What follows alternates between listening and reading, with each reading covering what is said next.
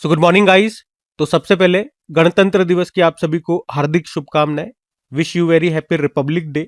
और ये रही आज की आपकी करंट अफेयर्स की क्लास। तो स्टार्ट करते हैं आज की क्लास, जिसमें ये रहा सबसे इंपॉर्टेंट प्रश्न आपके सामने है कि अभी हाल ही में मुख्यमंत्री सेहत योजना किस राज्य ने शुरू की है। तो आंसर होगा इसका पंजाब ने। तो अभी पंजाब राज्य ने मुख्यमंत्री सेहत योजना को शुरू किया है। तो इसमें हर परिवार को 10 लाख रुपए तक का मुफ्त और कैशलेस चिकित्सा उपचार प्रदान किया जाएगा। ये डेटा याद रखना, कितने रुपए का? 10 लाख रुपए का। पंजाब के जो मुख्यमंत्री भगवंत मान, उन्होंने इसको अभी मोहाली से शुरू किया है। ये पंजाब राज्य की योजना है। इसी तरह की केंद्र में भी चलती है, वो आप सबको पता है कौन सी? आयुष्मान भारत योजना दुनिया की सबसे बड़ी स्वास्थ्य बीमा योजना है। उसके 2-3 फैक्ट जरूर याद रखना, कई बार एग्जाम में रिपीट होता है। जैसे कि कितने रुपए का स्वास्थ्य बीमा दिया जाता है? 5 लाख रुपए पर फैमिली। कब शुरू हुई थी? 23 सितंबर 2018। कहां से शुरू हुई थी? रांची, झारखंड से। फंडिंग का भी याद रखना थोड़ा सा। इसमें जो फंडिंग दी जाती है, मतलब ये 5 लाख रुपए मिल रहे हैं, वो स्टेट और सेंटर का किस तरह से डिविडेशन है? तो 60:40 का रेशो है। मतलब सेंटर देगा 60% हिस्सा, 40% हिस्सा उसका स्टेट देगा। उसी तरह से सेंटर और पूर्वोत्तर या हिमालयी राज्यों में अगर बात करोगे तो डिविडेशन किस तरह से है? 90:10 के रेशो में है। यहां से हर पॉइंट से एग्जाम में प्रश्न बना है, इसलिए मैं आपको बता रहा हूं। अब ये योजना वाला प्रश्न है, तो कुछ इंपॉर्टेंट योजनाएं पहले मैं आपको रिवाइज कराऊंगा, फिर हम पंजाब चलेंगे। उससे पहले ये आपके लिए होमवर्क प्रश्न रहा, आज का पहला होमवर्क प्रश्न आपके लिए। यूपीपीएससी का ये सवाल है और आयुष्मान भारत योजना से संबंधित ये सवाल है, आपको करना है। इसके बारे में सारी बात मैं आपको बता चुका हूं।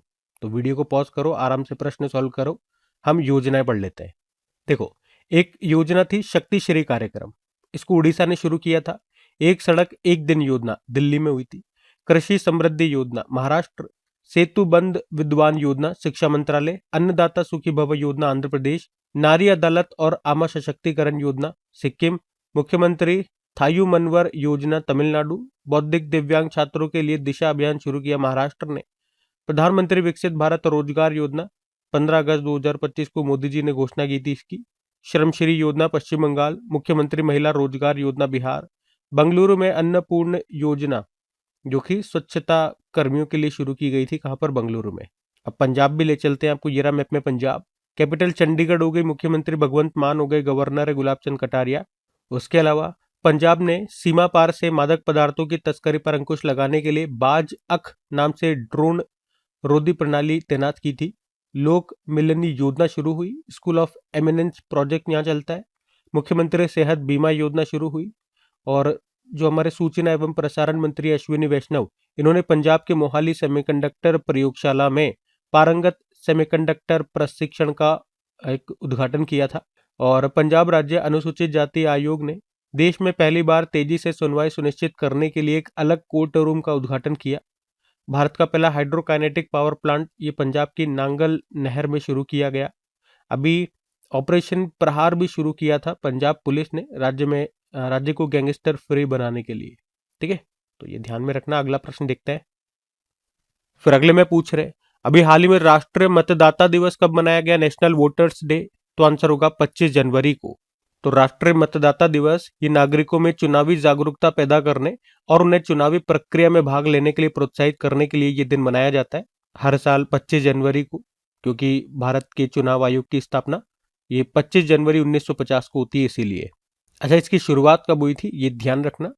तो तत्कालीन जो राष्ट्रपति थे प्रतिभा पाटिल, उन्होंने ही पहली बार साल 2011 में इस दिन को मनाने की शुरुआत की थी। तो इस साल ये हम कह सकते हैं 16वां राष्ट्रीय मतदाता दिवस मना रहे हैं। थीम इंपॉर्टेंट रहेगी। थीम क्या है? माई इंडिया माई वोट। अब ये दो अच्छे प्रश्न है आपके सामने, इनको सॉल्व करो। वोट देने का अधिकार किस अनुच्छेद में है? तो इसका उत्तर हो जाएगा आर्टिकल 326। और पूछे, किस संविधान संशोधन के तहत मतदान के लिए एक व्यक्ति की आयु 21 से घटा के 18 वर्ष कर दी गई थी? तो आंसर होगा 61वां संविधान संशोधन। अधिनियम कौन सा है?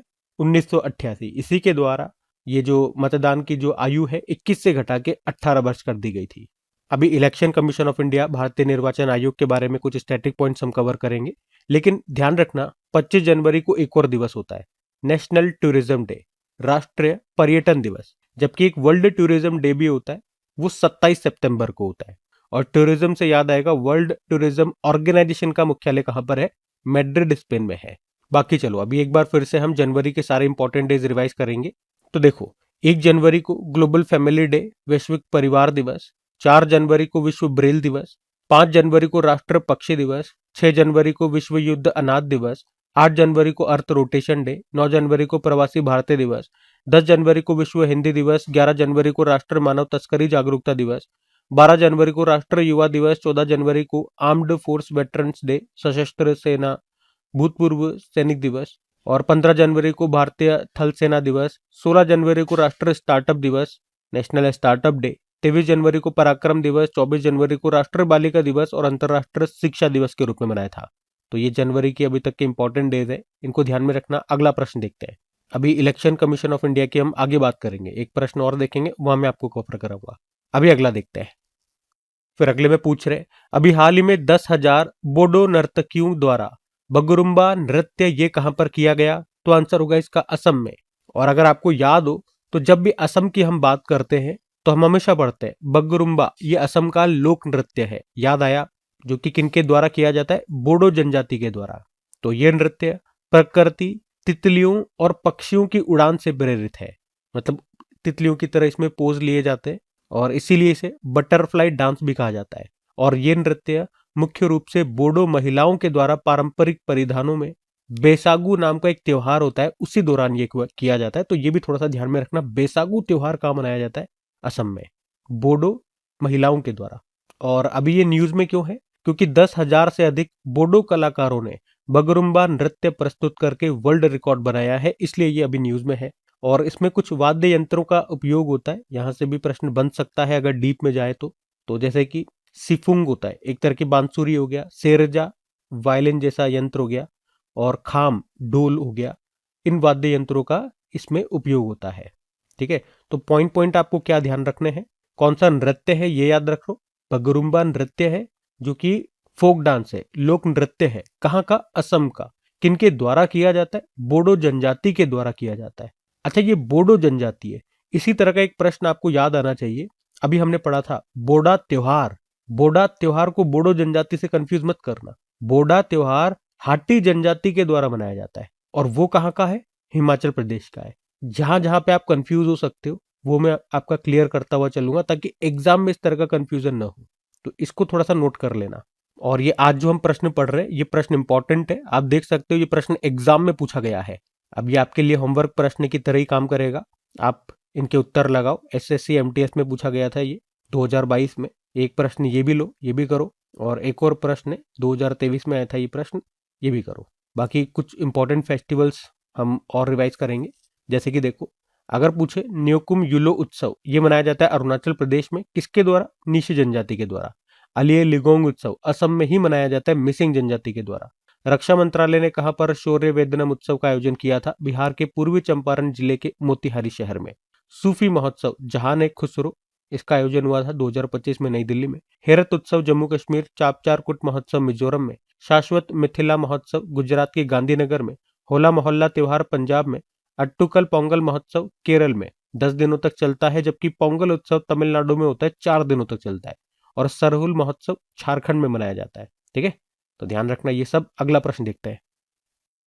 फिर अगले में पूछ रहे हाल ही में प्रधानमंत्री नरेंद्र मोदी ने असम के काजीरंगा नेशनल पार्क में एक एलिवेटेड कॉरिडोर की आधारशिला रखी है। इस कॉरिडोर की लंबाई कितनी है ये पूछ रहे हैं, तो आंसर होगा 34.5 किलोमीटर लंबाई। तो अभी प्रधानमंत्री नरेंद्र मोदी ने असम के काजीरंगा नेशनल पार्क में एक एलिवेटेड कॉरिडोर का मतलब हो गया एक तरह से ऊंचा पुल या ऊंची सड़क, इसकी आधारशिला रखी है। इसकी लंबाई है 34.5 किलोमीटर और इसमें लागत आने वाली है 6,957 करोड़ रुपए।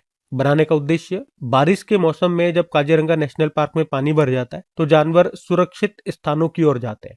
तो उस समय ये कॉरिडोर उन्हें बिना किसी हादसे के सड़क पार करने में मदद करेगा। ऊपर से आराम से यातायात चलता रहेगा बिना किसी रुकावट के, और नीचे से जानवर एक जगह से दूसरी ओर जाते रहेंगे। ये कॉरिडोर नेशनल हाईवे 715 का हिस्सा है। काजीरंगा नेशनल पार्क की बात करें, यहाँ ये जो 3-4 पॉइंट मैं आपको बता रहा हूँ, हर पॉइंट से एग्जाम में प्रश्न बना हुआ है।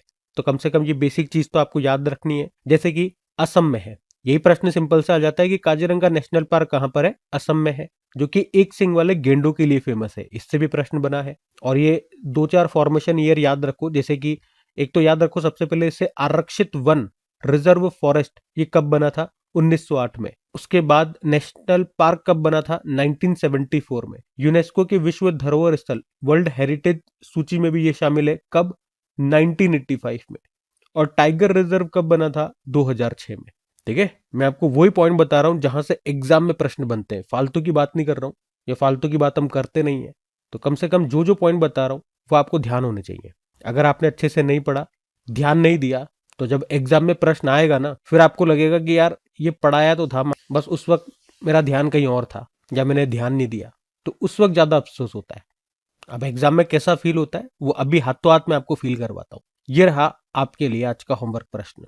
मतलब इस प्रश्न के लिए एसएससी सीएचएसएल में पूछा गया था, इसे आरक्षित वन रिजर्व फॉरेस्ट कब घोषित किया गया था? बताओ। ये रहे ऑप्शन आपके सामने। एक प्रश्न ये लो, यूनेस्को की विश्व धरोहर सूची में इसको कब शामिल किया गया था? ये लगाओ। ठीक है, फिर अगले में पूछ रहे हैं कि अभी हाल ही में हमारे जो केंद्रीय गृह मंत्री है, कौन? अमित शाह, इन्होंने गीता प्रेस की मासिक पत्रिका कल्याण के शताब्दी अंक का विमोचन अभी कहाँ किया? तो आंसर होगा उत्तराखंड में। तो केंद्रीय गृह मंत्री अमित शाह ने उत्तराखंड के ऋषिकेश में अभी गीता प्रेस गोरखपुर की प्रसिद्ध मासिक पत्रिका, जिसका नाम है कल्याण, इसके 100वें वर्ष यानी कि शताब्दी अंक का विमोचन किया है। यहां पर अमित शाह ने कहा कि कल्याण पत्रिका इसने 100 वर्षों से सनातन संस्कृति, राष्ट्रवाद और चरित्र निर्माण को आम लोगों तक पहुंचाने का बहुत बड़ा काम किया है। गीता प्रेस के बारे में तो आपने सुना ही होगा। याद रखना, इसकी स्थापना हुई थी 1923 में। कहां पर है ये? गोरखपुर, यूपी में। ये विश्व का सबसे बड़ा हिंदू धार्मिक ग्रंथ प्रकाशक है। ये संस्था गीता, रामायण, पुराण और अन्य धार्मिक पुस्तकों को बहुत ही कम कीमत पर 15 से ज्यादा भाषाओं में प्रकाशित करती है। इसकी जो स्थापना है वो जयदयाल गोयंदका, हनुमान प्रसाद पोद्दार और घनश्याम दास ने की थी। और इससे एक प्रश्न याद आएगा, इसको एक अवार्ड भी मिला था कुछ समय पहले, 2021 में इसे गांधी शांति पुरस्कार मिला था। अच्छा मुझे बताओ, गांधी शांति पुरस्कार के बारे में अभी एक आध दिन पहले हमने पढ़ा था। अभी लेटेस्ट गांधी शांति पुरस्कार किसे दिया गया और वो कहां से है? ये आपके लिए होमवर्क प्रश्न हो गया। चलो बताओ, हम अगला प्रश्न देखते हैं। फिर अगले में पूछ रहे, अभी हाल ही में इंडो पैसिफिक महासागर पहल में कौन शामिल हुआ?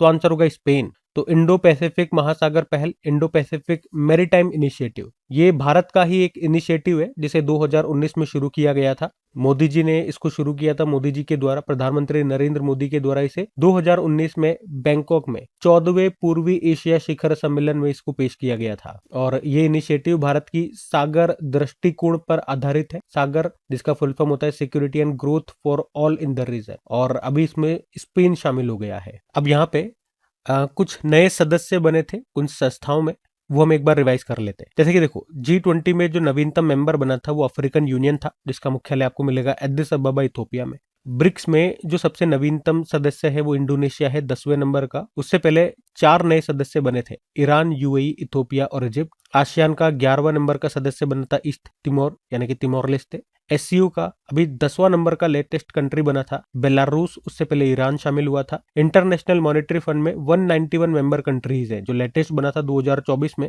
उस देश का नाम है लिंक्टेनस्टाइन। वर्ल्ड बैंक में आपको बताइए टोटल मेंबर कंट्रीज है 189, लेटेस्ट है नाउरू। यूनाइटेड नेशन में 193 है, लेटेस्ट है साउथ सुडान। नाटो में 32वां सदस्य बना स्वीडन। और इंटरनेशनल सोलर अलायंस में नवीनतम फुल मेंबर कंट्री बना था 107वें नंबर का मालदोवा। अभी कौन सा देश अलग हो गया है इंटरनेशनल सोलर अलायंस से? ये प्रश्न बन सकता है, इसका उत्तर करना, कौन अलग हो गया। और यूरो करेंसी को अपनाने वाला 20वां देश क्रोएशिया, अभी वैसे 21वां देश भी बन गया है। चलो ये भी आपके लिए एक और होमवर्क प्रश्न जुड़ जाएगा, 21वां देश यूरो करेंसी को अपनाने वाला कौन सा बन गया। उसके अलावा संयुक्त राष्ट्र कमांड में 18वां सदस्य बना था जर्मनी। न्यू डेवलपमेंट बैंक का नवीनतम सदस्य 11वें नंबर का बन गया उज्बेकिस्तान, उससे पहले कोलंबिया, उससे पहले अल्जीरिया शामिल हुआ। एशियन डेवलपमेंट बैंक में 69 नंबर का मेंबर कंट्री इजराइल बना था। एशियन इंफ्रास्ट्रक्चर इन्वेस्टमेंट बैंक का नवीनतम सदस्य बना नाउरू, 110वां। और इंटर पार्लियामेंट्री यूनियन का 181वां सदस्य बना था जमाइका। ठीक है, ये सब ध्यान में रखना। बाकी आज वाला जो प्रश्न था वहां पे हम स्पेन की बात कर रहे थे, तो ये रहा मैप में स्पेन कैपिटल मैड्रिड हो गई, करेंसी है यूरो, प्रधानमंत्री पेड्रो सांचेज, और मैड्रिड में ही वर्ल्ड टूरिज्म ऑर्गेनाइजेशन का मुख्यालय है। कुछ और प्रश्न देखते हैं, जैसे कि स्पेन इंटरनेशनल सोलर अलायंस का 99 नंबर का मेंबर बना था। और C-295 परिवहन विमान, याद रखना ये एक परिवहन विमान है, हेलीकॉप्टर नहीं है। ये स्पेन से हम खरीद रहे हैं। स्पेन की कौन सी कंपनी? Airbus company. एक्चुअली में स्पेन की जो एयरबस कंपनी है और भारत की एक कंपनी है टाटा, ये दोनों मिलकर के इसको भारत में ही बना रहे हैं। भारत में भी कहाँ? वडोदरा, गुजरात में। और भारत और स्पेन ये दोनों मिलकर के 2026 को दोहरे वर्ष संस्कृति, पर्यटन और एआई वर्ष के रूप में मना रहे हैं। और स्पेन ये यूरोप का पहला देश बना जिसने मासिक धर्म अवकाश के लिए कानून बनाया था। अभी 53rd नंबर का वर्ल्ड बुक फेयर का आयोजन हुआ था नई दिल्ली में। उसमें guest of honour country Qatar था और फोकस कंट्री स्पेन था। ठीक है, ध्यान रखना। अगला प्रश्न देखते हैं। फिर अगले में पूछ रहे हैं कि अभी हाल ही में PFRDA मतलब pension fund regulatory and development authority, इसने NPS यानी कि नेशनल पेंशन सिस्टम, इसके तहत सुनिश्चित भुगतान के लिए अभी किसकी अध्यक्षता में उच्च स्तरीय समिति का गठन किया? तो आंसर होगा MS साहू। तो pension fund regulatory and development authority ने नेशनल पेंशन सिस्टम के तहत एक सुनिश्चित रिटर्न ढांचा तैयार करने के लिए अभी डॉक्टर MS साहू की अध्यक्षता में एक उच्च स्तरीय विशेषज्ञ समिति का गठन किया। इस समिति में 15 सदस्य होंगे और ये समिति NPS में निवेश पर गारंटीड रिटर्न देने के विकल्प तलाशने और नियम बनाने पर काम करेगी। तो इनकी अध्यक्षता में ये समिति बनी है। MS साहू का नाम याद रखना। और pension fund regulatory and development authority की बात करें तो इसकी स्थापना होती है 23 अगस्त 2003 में नई दिल्ली में मुख्यालय है। और इसके चेयरमैन कौन है? शिव सुब्रमण्यम रमन। ठीक है, ये ध्यान में रखना। अब अगर आपने ये ध्यान में रखा है तो ये आप होमवर्क प्रश्न सॉल्व करेंगे। उत्तर प्रदेश की इस एग्जाम में आया था, ये स्थापना पूछी गई है। बताओ फिर क्या ध्यान रखा आपने। हम अगला प्रश्न देखते हैं। फिर अगले में पूछ रहे, हाल ही में ECI NET डिजिटल प्लेटफॉर्म किसने लॉन्च किया? तो आंसर होगा केंद्रीय चुनाव आयोग ने। अच्छा, आपको याद होगा भी कुछ दिन पहले हम लोगों ने पढ़ा था कि IICDEM मतलब India international conference on democracy and election management, इस नाम से एक सम्मेलन हुआ था 21 से लेके 23 जनवरी तक। कहां पर? नई दिल्ली में, जिसका आयोजन किया था भारतीय निर्वाचन आयोग, इलेक्शन कमीशन ऑफ इंडिया ने। तो अभी वहीं पर ये ECI NET नाम से एक डिजिटल प्लेटफॉर्म लॉन्च किया गया है।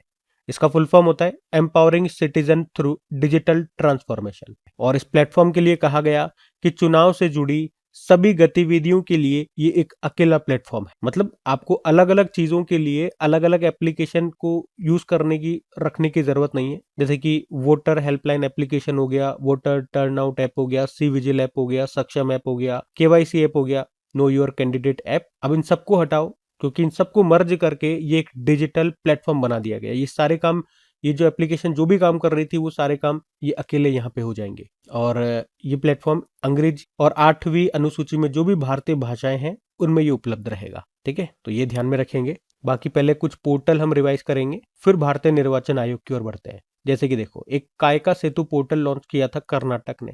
यहाँ पे मैं आपको पोर्टल एप्लीकेशन के बारे में बताऊंगा, किसने लॉन्च किया था वो बताऊंगा, और इनके काम क्या है वो मैंने यहाँ पे शॉर्ट में लिख दिया है। आराम से आप इनको रीड कर सकते हैं वीडियो को पॉज करके, या PDF में आप आराम से पढ़ सकते हैं। PDF आपको बिल्कुल फ्री में अवेलेबल होती है। कहाँ पर? क्रैक एग्जाम एप्लीकेशन पे PDF भी मिल जाती है, साथ में प्रैक्टिस के लिए क्विज भी डेली आपको मिल जाती है। क्रैक एग्जाम एप्लीकेशन का लिंक डिस्क्रिप्शन बॉक्स में है। अगला देखो, गज रक्षक एप्लीकेशन को मध्य प्रदेश ने, ज्ञान भारतम पोर्टल को भारत सरकार ने, और ये जो आज हमने पढ़ा इसी नेट एप्लीकेशन को भारतीय चुनाव आयोग ने, प्रतिभा सेतु एप्लीकेशन को संघ लोक सेवा आयोग ने, प्रभा पोर्टल RBI ने, उम्मीद पोर्टल को केंद्र सरकार ने, सचेत एप्लीकेशन राष्ट्रीय आपदा प्रबंधन प्राधिकरण नेशनल डिजास्टर मैनेजमेंट अथॉरिटी ने, AI चैटबॉट सारथी को हरियाणा सरकार ने, ई सेहत एप्लीकेशन को जम्मू कश्मीर, राइस एप्लीकेशन को उत्तर प्रदेश ने लॉन्च किया था। अब भारतीय चुनाव आयोग की बात करें तो इसके बारे में संविधान के भाग 15 में आर्टिकल 324 से लेके 329 तक में आपको मिलेगा। वैसे इसकी स्थापना होती है 25 जनवरी 1950 को, इसीलिए 25 जनवरी को नेशनल वोटर डे मनाते हैं। और हमारे मुख्य चुनाव आयुक्त चीफ इलेक्शन कमिश्नर कौन है? ज्ञानेश कुमार है 26वें नंबर के। पहले कौन थे? सुकुमार सेन। पहली महिला पूछेंगे तो VS रमा देवी। और एक मुख्य चुनाव आयुक्त होते हैं और 2 चुनाव आयुक्त होते हैं। तो 2 अभी वर्तमान में चुनाव आयुक्त इलेक्शन कमिश्नर कौन है? विवेक जोशी और सुखबीर सिंह संधू। और ये सभी एप्लीकेशन इन्होंने लॉन्च किए। और अभी हमने पढ़ा ये सभी एप्लीकेशन को मिला करके इन्होंने एक पोर्टल बना दिया, ECI NET उसका नाम है। ये सभी जो भी काम करेंगी वो एक पोर्टल पे आपको सारा काम होता हुआ दिख जाएगा। ठीक है, तो ध्यान में रखना। अगला प्रश्न देखते हैं। फिर अगले में पूछ रहे हैं, हाल ही में एचडीएफसी बैंक के पूर्णकालिक निदेशक के रूप में अभी किसे नियुक्त किया गया? तो आंसर होगा केजात भरूचा को। तो अभी आरबीआई ने केजात भरूचा को 3 सालों के लिए एचडीएफसी बैंक में पूर्णकालिक निदेशक के रूप में नियुक्त किया है। तो इनका नाम ध्यान रखेंगे। एचडीएफसी बैंक की बात करें, स्थापना होती है 1994 में। हेडक्वार्टर मुंबई महाराष्ट्र। चेयरमैन है अतनु चक्रवर्ती और सीईओ है शशिधर जगदीशन। टैगलाइन क्या होता है? We understand your world. अब अपॉइंटमेंट है तो कुछ इंपॉर्टेंट अपॉइंटमेंट्स मैं आपको रिवाइज कराता हूँ। अभी जैसे मुख्य सूचना आयुक्त चीफ इंफॉर्मेशन कमिश्नर बनते राजकुमार गोयल। कॉल इंडिया के CMD B Sairam. Press Club of India की पहली महिला अध्यक्ष Sangeeta Barua. National Rifle Association of India के प्रेसिडेंट कलिकेश सिंह देव। ओएनजीसी के अध्यक्ष अरुण कुमार सिंह, मतलब इनका कार्यकाल बढ़ाया गया था। सीबीएसई के नए चेयरमैन विवेक चतुर्वेदी। और इंटरपोल के प्रेसिडेंट लुकास फिलिप फ्रांस से है। और भारतीय महिला बॉक्सिंग टीम का नया कोच सेंटियागो नेवा को बनाया। 2026 के लिए इंटरनेशनल आइडिया के अध्यक्ष बने ज्ञानेश कुमार। आइडिया मतलब हो गया यहाँ पे institute for democracy and electoral assistance. NASA के नए चीफ बने 15वें नंबर के जर्रेड डिसाकमैन। और United nation high commissioner for refugees के नए अध्यक्ष बरहम सला इराक से है। बाकी नालसा यानी कि नेशनल लीगल सर्विस अथॉरिटी के executive chairman justice Vikram Nath. Bharat की पहली एआई इंडस्ट्री एसोसिएशन के जो पहले प्रेसिडेंट है विजय कलियंत्रे, और इसका मुख्यालय मुंबई में। वर्ल्ड बॉक्सिंग के नए प्रेसिडेंट गेनाडी गोलोवकिन बने, कजाकिस्तान से है। ठीक है, ध्यान रखना। अगला प्रश्न देखते हैं। फिर अगले में पूछ रहे हैं, हाल ही में जारी ब्रांड फाइनेंस ग्लोबल 500 रिपोर्ट 2026 के अनुसार दुनिया का सबसे मूल्यवान ब्रांड कौन सा है? तो आंसर होगा एप्पल। तो ब्रांड फाइनेंस ग्लोबल 500 रिपोर्ट 2026, इसके अनुसार वर्ष 2026 में दुनिया का सबसे वैल्यूएबल ब्रांड ये एप्पल बताया गया है। पहले स्थान पे एप्पल है, फिर माइक्रोसॉफ्ट है, गूगल है, फिर अमेजोन को बताया गया। भारतीय ब्रांड्स में बात करेंगे तो टॉप पर टाटा है। टाटा इस पूरी लिस्ट में 61 नंबर पर है। उसके बाद इन्फोसिस है 150वें स्थान पर। और इस लिस्ट में आप देखोगे तो अमेरिका के टोटल 192 जो ब्रांड्स हैं वो इसमें शामिल है।